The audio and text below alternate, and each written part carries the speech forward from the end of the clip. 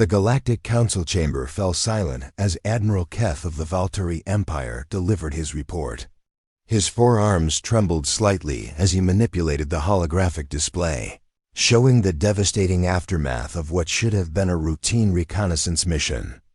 "Honorable Council members," Keth began, his voice carrying the weight of disbelief, "I present the findings from Sector 7 Alpha, where we encountered the species known as humans for the first time." The assembled representatives from dozens of civilizations leaned forward in their seats. The humans had been observed from afar for several cycles, deemed primitive by galactic standards. Their technology was crude, their ships small, and their presence in space limited to their own solar system. Our intelligence suggested they possessed only basic chemical propulsion and primitive communication arrays, continued Fleet Commander Vex of the Reptilian Hegemony.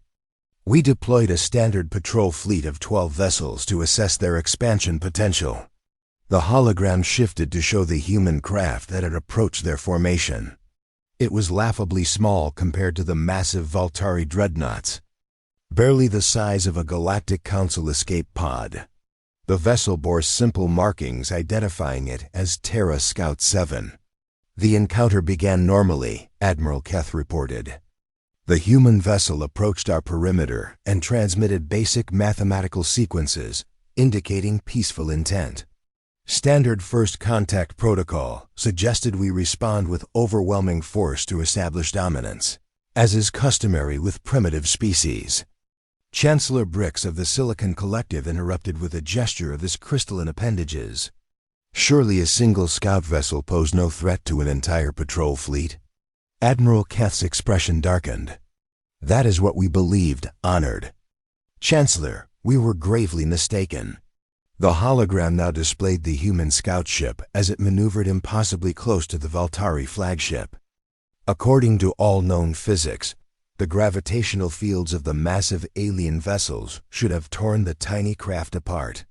Instead, it danced between them with precision that defied comprehension. Initial scans revealed the human vessel carried number apparent weapons, Vex added. No plasma cannons, no particle beams, no gravitational disruptors. We detected only basic chemical thrusters and what appeared to be primitive communication equipment. The council members exchanged confused glances. If the humans carried no weapons, how had they managed to defeat an entire Valtteri fleet? "Admiral." Keth manipulated the display again, showing telemetry from the encounter. The human pilot transmitted a message in broken galactic standard. The translation was imperfect, but the meaning was clear. "This is Scout Team Alpha. We come in peace, but we are prepared to defend ourselves if necessary." The recording played, and the assembled aliens heard the calm, steady voice of the human pilot. There was no fear, no hesitation, only professional determination. "We responded with standard intimidation tactics," Keth continued. "Energy weapon displays, aggressive maneuvers, the usual show of force."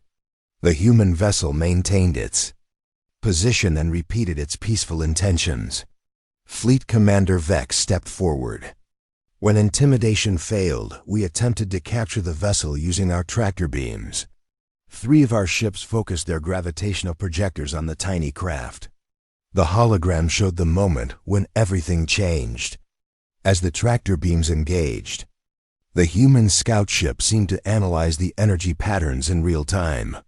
Within moments, it began to emit a counter-frequency that not only neutralized the gravitational lock, but somehow amplified it, turning the Valtteri ship's own weapons against them. The feedback cascade was instantaneous. Admiral Keth's voice carried a note of professional respect mixed with bewilderment. Our own tractor beams began pulling our vessels toward each other.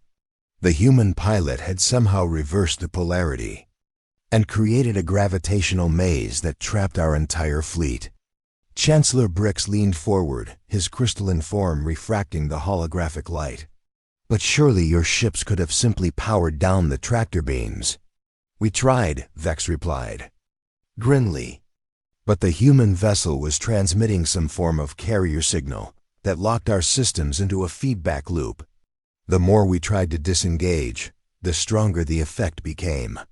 The display showed the chaotic scene as massive Valtari warships, each capable of destroying planets, spun helplessly in an artificial gravitational whirlpool created by a single human scout vessel. For 3 standard hours, we were completely helpless, Admiral Keth admitted.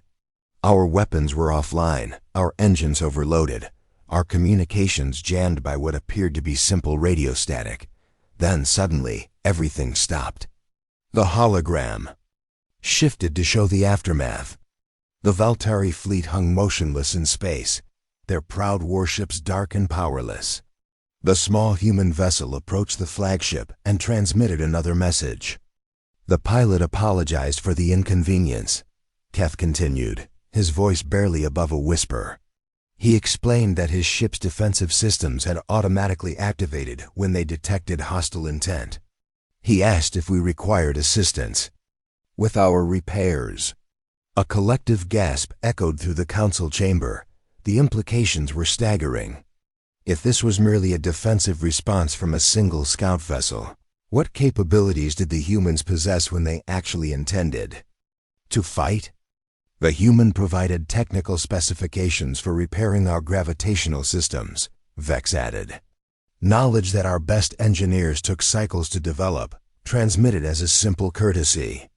When our ships were functional again, the scout vessel departed with another apology and a request that future encounters be conducted with mutual respect and understanding. The council sat in stunned silence. Every member was calculating the same horrifying possibility. If a single human scout team could neutralize an entire Valtari patrol fleet using nothing but defensive measures and improvised tactics, what would happen if humanity ever decided to expand beyond their solar system with actual military force? Chancellor Brix finally spoke, his voice resonating through the chamber. Motion to immediately classify humanity as a Class X species and implement the non-interference protocol. The vote was unanimous. As the council members dispersed, Admiral Keth remained behind, staring at the holographic display of the small human vessel. Somewhere in the depths of space, other scout teams were undoubtedly conducting their own reconnaissance missions, carrying the same devastating combination of curiosity, ingenuity, and restraint that had just redefined galactic politics. The humans had introduced themselves to the galaxy not with conquest or grand pronouncements, but with a simple message of peace backed by capabilities that defied comprehension. They had shown mercy when they could have shown dominance, offered assistance when they could have demanded submission, and that, Admiral Keth realized, made them the most dangerous species the galaxy had ever encountered.